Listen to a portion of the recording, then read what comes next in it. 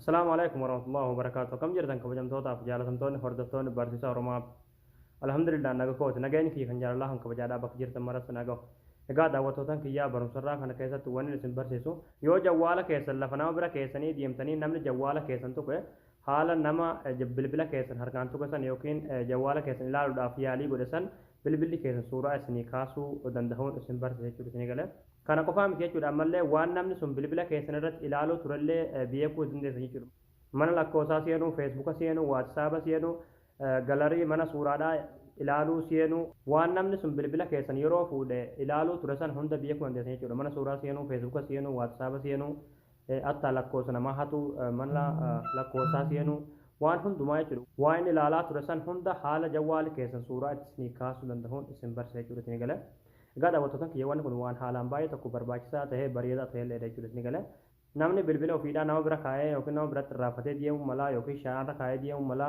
egaa waan namni kun namni biyya kun jiru jechuudha rabbi qofatu beeka jechuudha kanaafuu of eeggannoo godhuun mishaadha jechuudha ni gale kanaafuu salphumatti waan namni isin duuba tuttuqaa ture waan namni bilbila keessan keessatti ilaalaa ture infoormeeshinii tokko tokkoon haala bilbilli keessan kaasee isiniif kaayu yeroo deebitanitti haala salphumatti namni bilbila keessan isin duuba maal ilaaluu akka ture haala itti beekuu dandeessan isin barsiisuu.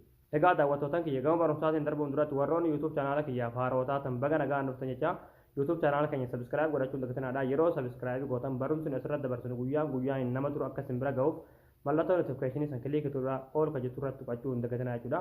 Barumsaan garraadhaa isin darbee YouTube chaanaala keenya la seenuudhaan waan isin dhibe hunda barachuu dandeessanii barumsa keenya yoo isin tole viidiyoo keenya laayik gootanii jabeessuun dagatanadha. Egaa gamanumaan gama barumsaatiin dabarsa hanga xumura viidiyoo keessatti afaan turaadha hordofaatiin hin jedhe.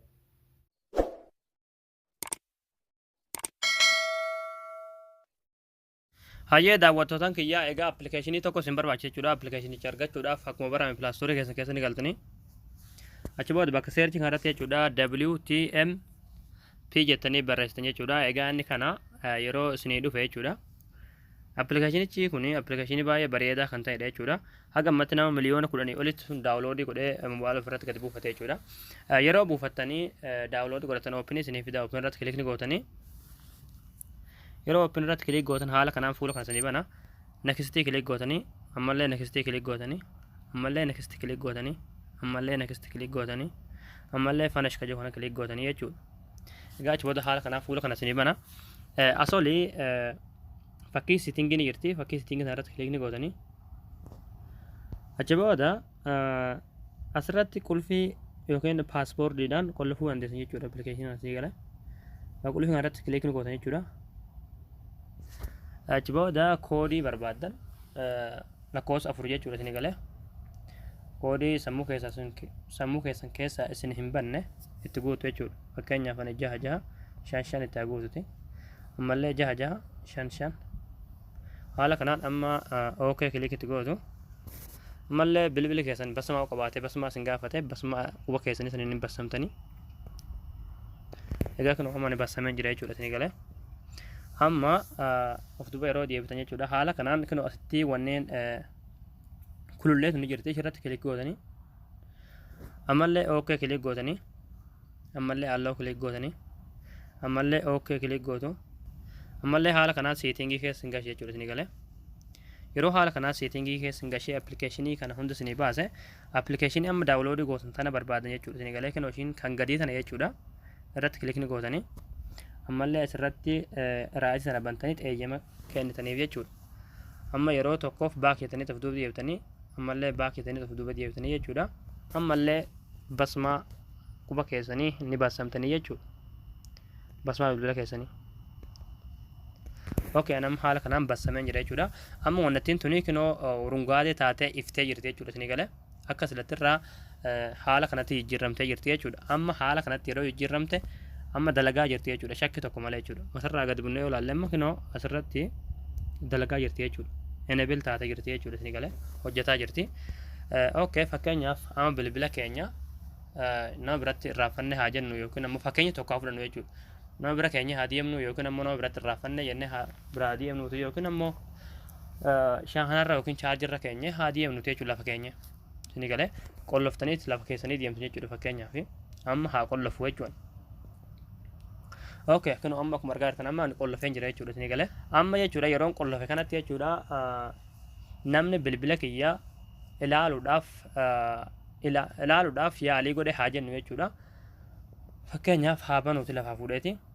Achi booda fakkeenyaaf namni bilbila kana ilaaluudhaaf yaalii godhe suni ramzii jawwaala kiyyaa hin beeku ta'a jechuudha. Isin galee fakkeenyaaf haa dogongoruuti. Haala kana dogongoree jira jechuudha. Macarrashaa irratti immoo ramzii isaa san beekee haa banuuti jechuudha. Fakkeenyaaf ramzicha beekee bane haa jennuuti jechuudha.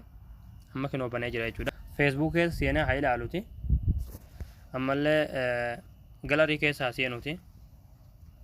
Ammallee YouTube seen haa jennuuti. Egaa jechuudha walumaa galatti jechuudha appilikeeshiniin namichi sun bilbila keessan isin duuba tuttuqaa ture waan namni sun bilbila keessan ilaalaa ture waan inni seene hunda appilikeeshiniin irratti dhahee ilaalisan hunda isiniif kaasa jechuudha isin galee. Xayyib haa jennuuti amma namichi bilbila tuttuqee raawwatee bilbila namichaa qollofee akkuma namichi itti dhiisee deemsanitti qollofee lafa kaa'ee deeme haa jennu jechuudha. Fakkeenyaaf haala kanaan qollofee haa deemuuti. Amma immoo abbaan bilbilaa sun jechuudha dhufe jechuudha yeroo bilbila isaadhaa fuudhee qulfii isaa ni bana jechuudha. Haala kanaan ramzii isaa seenee ni bana. Achi booda appilikeeshinii san barbaade jechuudha. Appilikeeshinii suuraa kaasan irratti kilik godhee haa ilaallu amma jechuudha. Achi booda basmaa keessanitti guutu. Hayyee amma kanoo fakkeenyaaf kanoo appilikeeshinicha seenee jira jechuudha. Asirratti kanoo suuraa lama nuu kaa'ee jira jechuudha isin galee. Amma isa tokko irratti yoo doonne isaan asirratti ramzii jawwaalaa dogongore san kaase jechuudha isin galee. Haaluma kanaan namichi sun eenyu akka tahe fuula nama sanii asirratti isin baase jechuudha isin galee. Deebinee immoo isa lamaffaarratti yaadoon nuti. Egaa kanoo akkuma asirratti argaa jirtan jechuudha. Namichi sun yeroo jawwaala keessan ilaalu ture sanitti jechuudha kanoo mana lakkoofsaa seene, YouTube seene, galarii seene, Facebook seene waan namichi sun seene hunda asirratti isin baase jechuudha. Appilikeeshiniin namni suni isin duuba tuttuqaa ture sana hunda haala kanaan isin baasaa jechuudha isin galee. Information hunda asirratti waan namni sun duuba tuttuquu ture yookiin ilaaluu ture argatuu dandeessanii jechuudha. Egaa daawwattootaan kiyyaa barumsa kiyya kanarraa asirratti raawwataa barumsa birootiin haga walitti deebilutti chaanaala keenyaaf haaroo yoo taatan subscribe gootanii maatii keenya ta'uu hin dagatinaadha. Barumsa keenya yoo isinitti tole viidiyoo keenya laayik gootanii nu jajjabeessu hin dagatinaadha waan hordoftaniif galatooma.